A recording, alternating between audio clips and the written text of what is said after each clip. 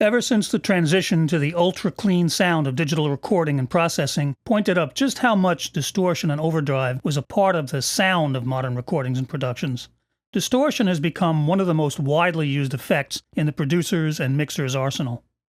But before jumping into this look at Logic's dedicated distortion plugins themselves, I want to cover two things: a little background, a brief primer on the technical aspects of distortion and overdrive, and the use of very gentle overdrive, or saturation, in many of Logic's other processors for that subtle analog quality. First off, the basics. Distortion in audio circuits is the result of a change in the shape of the wave that usually comes from pushing a particular circuit component, like a tube or transistor, beyond its limit of linear operation.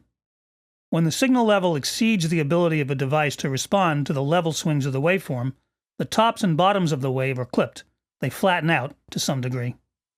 This kind of change in the wave shape alters the harmonic content of the wave. Specifically, it creates new harmonics, adding to or enhancing the ones that are already present. This is the most classic form of distortion, harmonic distortion. It's produced deliberately by overdriven guitar amps in large quantities, but it also occurs to a smaller, more subliminal degree in many other standard analog recording and mixing devices.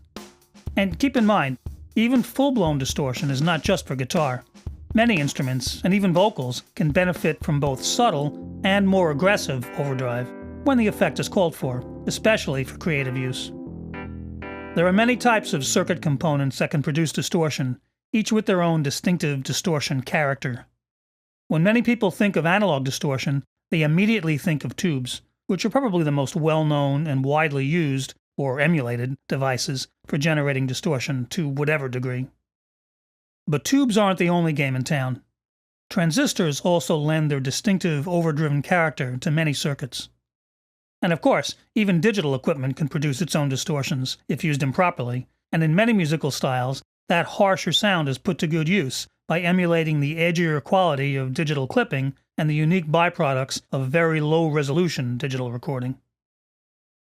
When analog tubes and transistors are driven hard, naturally they produce obvious distortion, which, depending on the overload character of the device being driven, can range from mild edge to crunch to buzz to outright fuzz tones.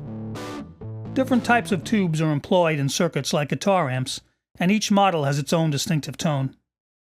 Preamp tubes, like the ubiquitous 12AX7, provide a brighter, buzzier edge, while power amp tubes tend to create a more crunchy, throaty roar.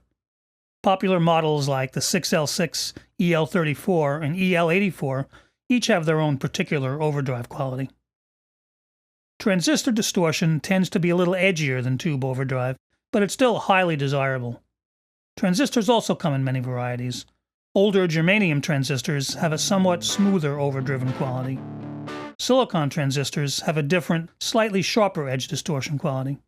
More reliable and stable than germanium, they're widely used in many devices, including classic distortion boxes, many of which employ bipolar transistors and diodes for clipping to generate their distortion sounds.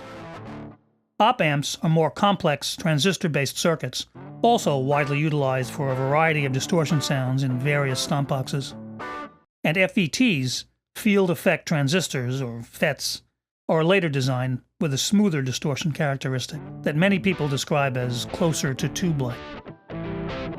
But besides the obvious use of analog distortion, real or emulated, when used as a deliberate effect, analog devices also contribute more subtle overdrive to circuits that are not intended to sound distorted.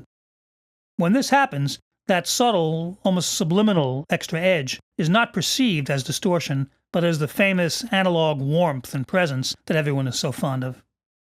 And it's not just tubes and transistors. Transformers bring their own sound to the party, and tape saturation, the gentle distortion and compression that occurs when analog tape is hit with a hot signal, is another prized side effect of traditional analog gear. Most of Logic's dedicated distortion plugins are probably meant to create obvious distortion effects, but many of Logic's other processors also include distortion as a side dish. They emulate that more subtle overdrive that's perceived as analog warmth. This is often referred to as saturation. In the real world, engineers and producers often run signals through processors like tube compressors and EQs, and even tape machines, primarily to get the benefit of the inherent analog warmth of their circuitry, even if they're doing little or no actual processing. This kind of analog edge is incorporated into quite a few of Logic's regular plugins. Here's a couple of examples. Compressor includes several variations of the different kind of analog distortion that was an important aspect of the hardware models that plugin emulates. Tape delay has controls for emulating tape saturation, along with other tape artifacts. And of course, the modeled amps and Amp Designer can be run relatively clean for the color they provide even when not driven to flat-out distortion. This can be especially useful for adding a little character to non-guitar instruments, like keyboards, synths, and even a vocal here and there. So, as we go through Logic's more aggressive distortion effects, don't forget this other application of distortion. Sometimes just a little analog warmth and edge can go a long way. Next up, I'll get started with Logic's dedicated distortion plugins with the most basic effects: Distortion, Overdrive, and Distortion 2.